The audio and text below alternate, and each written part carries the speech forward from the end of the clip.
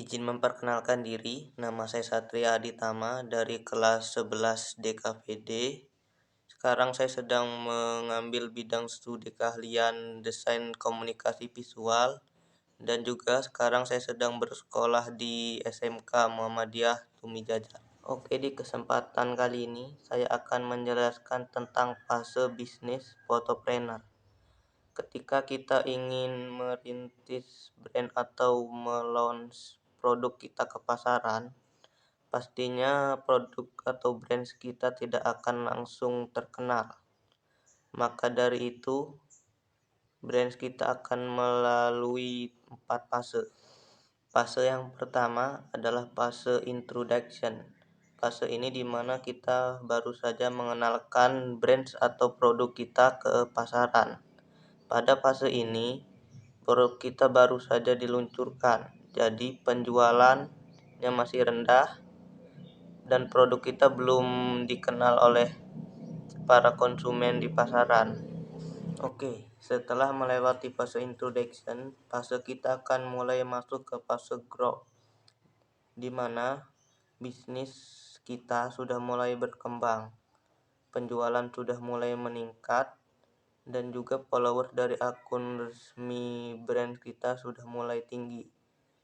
Di fase ini, brand kita akan terus naik dan mulai dikenal oleh para konsumen di pasaran.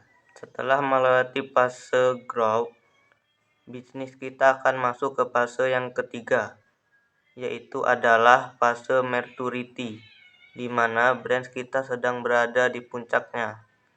Penjualan sedang tinggi banget dan juga brand kita sangat dikenal di pasaran. Akan tetapi, di titik ini juga kita harus mempersiapkan diri untuk mengalami yang namanya penurunan. Bisa jadi karena persaingan pasar yang begitu ketat atau karena pasar yang mulai jenuh dengan brand kita. Maka dari itu, brand kita harus terus membuat inovasi baru agar bisnis kita tidak masuk ke fase yang keempat.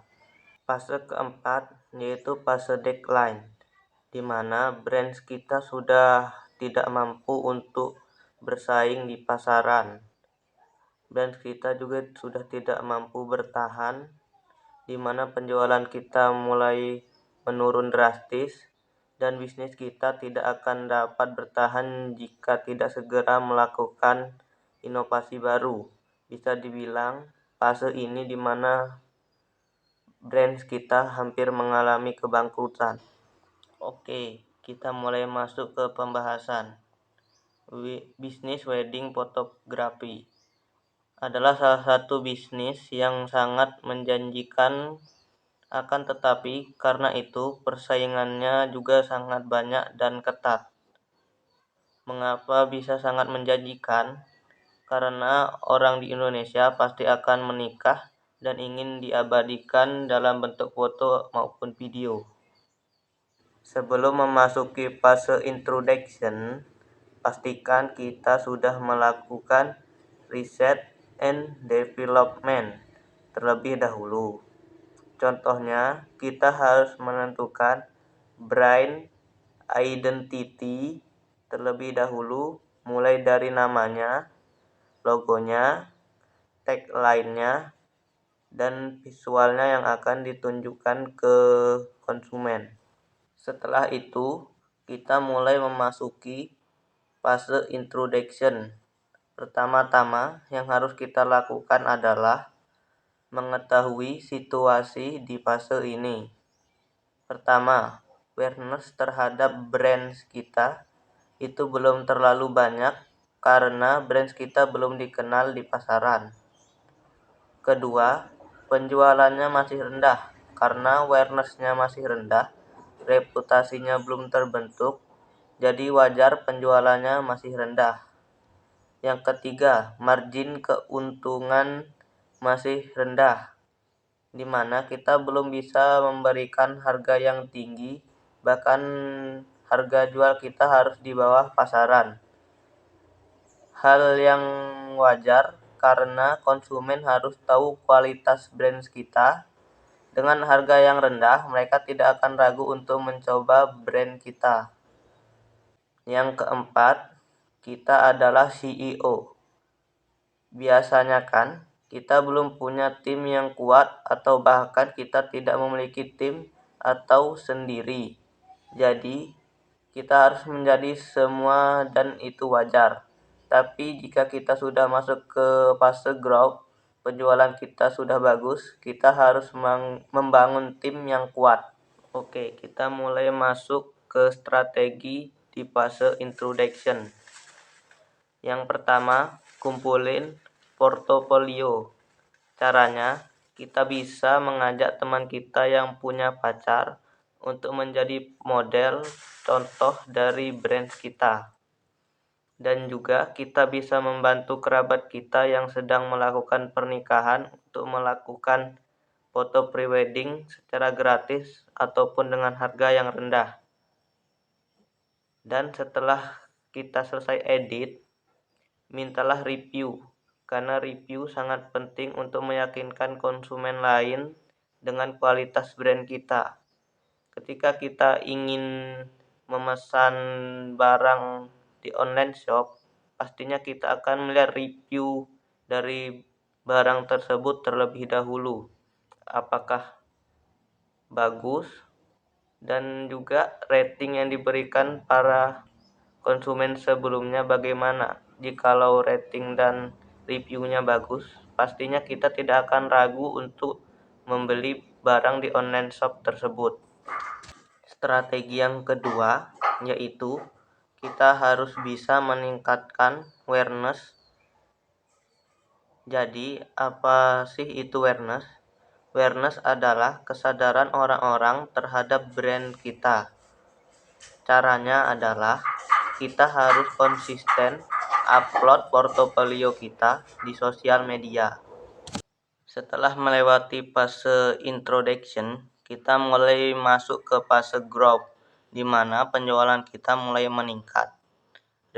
Reputasi kita juga mulai meningkat dan brand kita mulai dikenal di pasaran. Jadi, strategi apa saja yang bisa kita terapkan?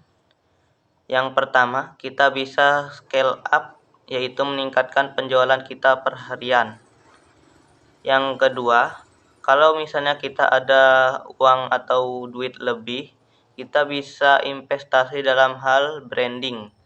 Karena kita harus mempunyai pembeda atau ciri khas agar kita punya kesan lebih di benak konsumen dan memiliki image yang bagus di mata konsumen. Setelah kita melewati fase growth, kita mulai masuk ke fase maturity, fase di mana brand kita sedang berada di puncaknya. Jadi, strategi apa saja yang bisa diterapkan agar brand kita tidak masuk ke fase yang keempat?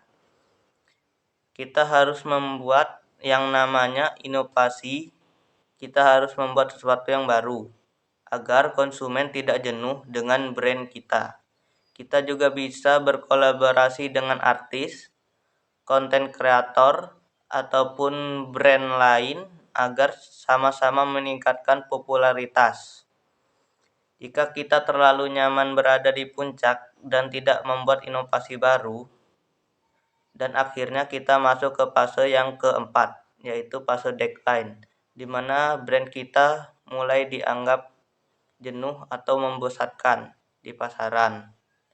Terus penjualan juga semakin menurun karena jika enggak ada adaptif, kreatif ataupun inovatif ataupun kita enggak bisa menang di persaingan.